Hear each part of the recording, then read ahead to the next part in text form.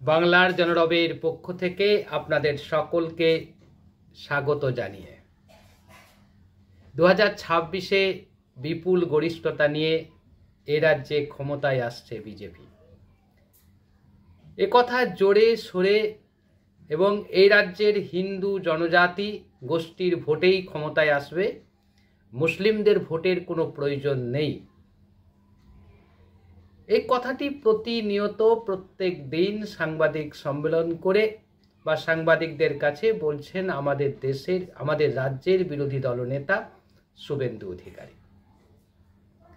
সাংবিধানিক পদে বসে ধর্মভিত্তিক রাজনীতি যে করা যায় না, সেই সহজ সরল সমীকরণটাই হয়তো শুভেন্দু অধিকারীর অজানা, বা জানলেও তিনি ইচ্ছাকৃতভাবে এই ধরনের সাম্প্রদায়িক কথাবার্তা বলে চলেছেন। আমাদের রাজ্যের প্রশাসন যারা চালান, অর্থাৎ মমতা বন্দ্যোপাধ্যায় রাজ্যের প্রশাসনিক প্রধান, তিনি নীরব দর্শক হয়ে খানিকটা নীরব থেকে একে শুভেন্দু অধিকারীর বক্তব্যকে উৎসাহিত করছে বলে আমাদের মনে হচ্ছে। যাক, শুভেন্দু অধিকারীর যত হুঙ্কারই দিক না কেন, শেষ পর্যন্ত তার ঘরের ভেতর থেকেই ভাঙন ধরিয়ে দিলেন মমতা বন্দ্যোপাধ্যায়। নামটা যখন মমতা বন্দ্যোপাধ্যায়, যিনি অনেক লড়াই সংগ্রাম করে আজকে বাংলার রাজনীতির মঞ্চে আবির্ভূত, তিনি রাজ্যের মুখ্যমন্ত্রী, তৃণমূল কংগ্রেস দলটিকে তৈরি করে তাকে প্রতিষ্ঠা করেছেন এককভাবে, এটা তার বিশেষ কৃতিত্ব বলতেই হবে। তো তার যে রাজনৈতিক কৌশল, সেই রাজনৈতিক কৌশলের কাছে শুভেন্দু অধিকারীকে প্রতিনিয়ত হার মানতে হবে। এটা অস্বীকার করা যাবে না। যেটা বাস্তব সেটা আমাদেরকে স্বীকার করতেই হবে।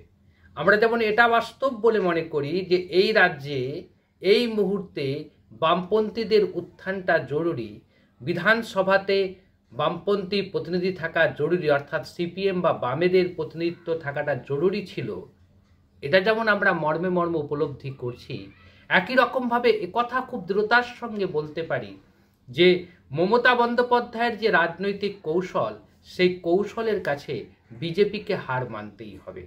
শুভেন্দু অধিকারী তো একটা বাচ্চা ছেলে বলা যেতে পারে। শুভেন্দু অধিকারীর যারা বড় কর্তা আছেন, নরেন্দ্র মোদী থেকে শুরু করে অমিত শাহ, প্রত্যেকেই মমতার কাছে হেরেছেন এবং এবারও হারবেন। মমতা ব্যানার্জি 2026-এর বিধানসভা নির্বাচন আসার আগেই প্রথম রাউন্ডেই শুভেন্দু অধিকারী যিনি গর্ব করে বলতেন যে পূর্ব মেদিনীপুরে তার সংগঠনকে ভাঙার ক্ষমতা নেই, সেই ঘটনাটা তিনি ঘটালেন। তাপসী মণ্ডল, হলদিয়ার যিনি বিধায়ক, তিনি সরাসরি যোগ দিলেন, আজকেই যোগ দিয়েছেন, কিছুক্ষণ আগেই যোগ দিয়েছেন, তৃণমূল কংগ্রেসে যোগ দিয়েছেন। কি কারণে যোগ দিয়েছেন তার বিস্তারিত ব্যাখ্যা আমরা দিতে জানলেও সেই বিস্তারিত ব্যাখ্যার মধ্যে আমি যাব না। শুধু শুভেন্দু অধিকারী এই ঘটনা শোনার পর সাংবাদিকদের প্রশ্নের উত্তরে যে কথাটি বলেছেন সেটা যদি সত্য হয়, তাহলে কিন্তু যোগদানটা খুব একটা জরুরি ছিল বলে আমার মনে হয়নি। শুভেন্দু অধিকারী বলেছেন সাংবাদিকদের কাছে যে তাপসী মণ্ডলকে চলে যাওয়ার পেছনে একটাই কারণ, যে তাকে সাংগঠনিক জেলার সভাপতির পদ থেকে সরিয়ে দেওয়া হবে। এটা দিল্লি নেতৃত্বের সিদ্ধান্ত, অর্থাৎ কোনো বিধায়ক সাংগঠনিক জেলার সভাপতি থাকতে পারবেন না বা দুটি পদে থাকতে পারবেন না, এটা দলের সিদ্ধান্ত। দলের সিদ্ধান্ত কার্যকর হওয়ার খবরটা পেয়েই তিনি অলরেডি ছেড়ে দিয়েছেন, দল ছেড়ে বেরিয়ে গেছে। এটা নতুন কিছু খবর নয় বলে শুভেন্দুর দাবি। শুভেন্দুর এও দাবি যে এ রাজ্যের হিন্দু জনজাতি গোষ্ঠীর সমস্ত হিন্দু এবং জনজাতি গোষ্ঠীর সমর্থনে তারা ক্ষমতায় আসবেন, কিন্তু নিজের দলের এমএলএকে বিধায়ককে ধরে রাখতে না পারেন, তার মুখে কি এই কথাগুলো বলা সাজে? এই কথাগুলো তখনই বলা যায় যখন নিজের দলকে ঐক্যবদ্ধ রাখতে পারা যায়। কংগ্রেস নেতা রাহুল গান্ধী দেখবেন কথায় কথায় বলেন যে আমার দলে কিছু নেতা আছে যারা বিজেপির সঙ্গে যোগাযোগ রাখেন, খুব স্পষ্ট করেই বলেন, তিনি কোথাও রাগঢাক করেন না। তিনি বলেন যে জনগণের সঙ্গে আমরা বিশ্বাসঘাতকতা করছি, আমরা জনগণের অভাব অভিযোগকে তুলে ধরতে পারছি না, তাই আমাদেরকে বিশ্বাস কেন, কংগ্রেসকে কেন বিশ্বাস করবে সাধারণ মানুষ। রাহুল গান্ধী কথাটা বলছেন, প্রকাশ্যেই বললেন গুজরাটে যে বললেন কদিন আগে। আর শুভেন্দু অধিকারী আশা প্রকাশ করছেন এই রাজ্যের হিন্দু এবং জনজাতি গোষ্ঠীর সমর্থনে তিনি নবান্ন দখল করে নেবেন। খুব সহজ বিষয়টা, খুব সহজ। 4টে জায়গায় দাঙ্গা লাগানোর সৃষ্টি করতে হবে, মিথ্যা প্রচার করতে হবে। বারুইপুরে শীতলা মন্দির ভেঙে দেওয়া হয়েছে, কে ভেঙেছে না, মুসলমানরা ভেঙেছে। পরে জানা গেল যে একটা পাগল ভেঙেছে, যে পাগল সেই পাগলটাকে, সেটা পুলিশ তদন্তে ধরা পড়বে। আচ্ছা, গতকাল যে ঘটনাটা নওদাতে ঘটেছে, ঠিক তারাবির নামাজ চলাকালীন সময়ে যে ঘটনাটি ঘটেছে, নিঃসন্দেহে সেটা মর্মান্তিক ঘটনা এবং নবীজি সম্পর্কে, হযরত মুহাম্মদ সাল্লাল্লাহু আলাইহি ওয়াসাল্লাম সম্পর্কে যে বিরূপ মন্তব্য করে একজন বক্তব্য রাকেশ ঘোষ নামে একজন উল্টোপাল্টা বলছিলেন যখন জমায়েত চলছিল তারাবির সেই সময়, এবং এই ঘটনাটাও নিঃসন্দেহে অন্যায় করা হয়েছে এবং প্রশাসন এবং সেটা কোনো বিশেষ গোষ্ঠীকে নয়, একটা ধর্মীয় পুরুষকে, ধর্মের মহাপুরুষকে যেভাবে আক্রমণ করা হয়েছে, যে কুৎসিত ভাষায় আক্রমণ, তার তো শাস্তি, তার জন্য তো কিছু মানুষ উত্তেজিত হবেই।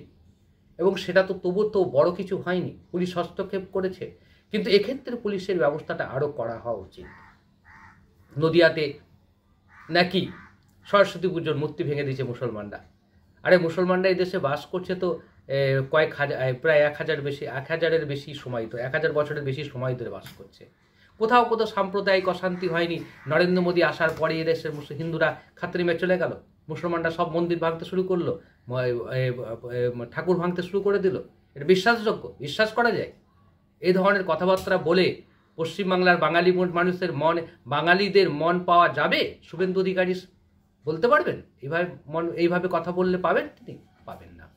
প্রথম কথা হচ্ছে যে আগামী বিধানসভা নির্বাচনে এই রাজ্যে বিজেপি 30টার বেশি আসন পাবে না, এটা আপনারা মিলিয়ে নিতে পারেন। 30টার বেশি আসন পেতে পারে না।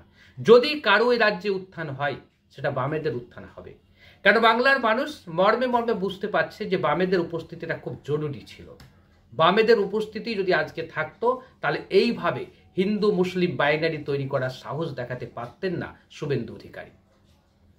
তাই পশ্চিমবাংলায় এটা ঠিক কথাই, হিন্দু মুসলিম বাইনারি তৈরি করতে গিয়ে শুভেন্দু অধিকারী এই রাজ্যের বিজেপি দলটার ক্ষতি করছে। আবারও বলছি, বিজেপি দলটার ক্ষতি করছে শুভেন্দু অধিকারী। সবশেষে বলবো যে তাপসী মালিকের চলে যাওয়ার পরেই আর কয়েকদিন অপেক্ষা করুন, আর কয়েক মাস অপেক্ষা করুন, দেখবেন এখন তো 65 হয়ে গেছে, ছিল 77, হয়েছে 65, 12টা বিধায়ক কমেছে বিজেপির। এরপরে দেখবেন এই ভোট আস্তে আস্তে আরও 10-12টা বিধায়ক এই প্রান্ত থেকে, এই নৌকা থেকে ও নৌকাতে ঝাঁপ দিবে। কারণ এই সকল বিজেপি বিধায়কদের মধ্যে ক্ষমতার লোভটা সবচেয়ে বেশি। এদের আদর্শ নীতি বলে কিছু নেই।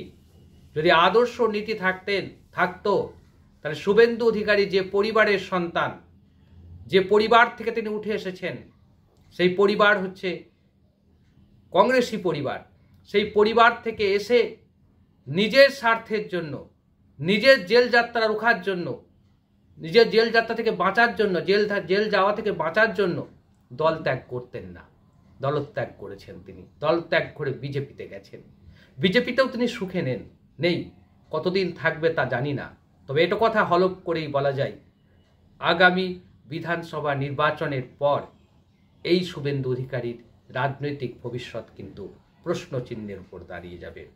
একমাত্র মমতা বন্দ্যোপাধ্যায় যদি তাকে প্রশ্রয় এবং আশ্রয় দেয়, তবেই এই রাজ্যে শুভেন্দু অধিকারী নামক রাজনৈতিক ব্যক্তিত্বটা টিকে থাকবেন।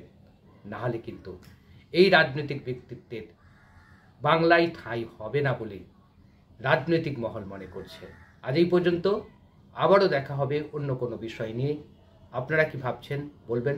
এই অনুষ্ঠান, এই প্রতিবেদন ভালো লাগলে বেশি বেশি করে শেয়ার করবেন, সাবস্ক্রাইব হয়ে আমাদের পাশে দাঁড়ান। আজ এই পর্যন্ত, আবারও দেখা হবে অন্য কোনো বিষয় নিয়ে।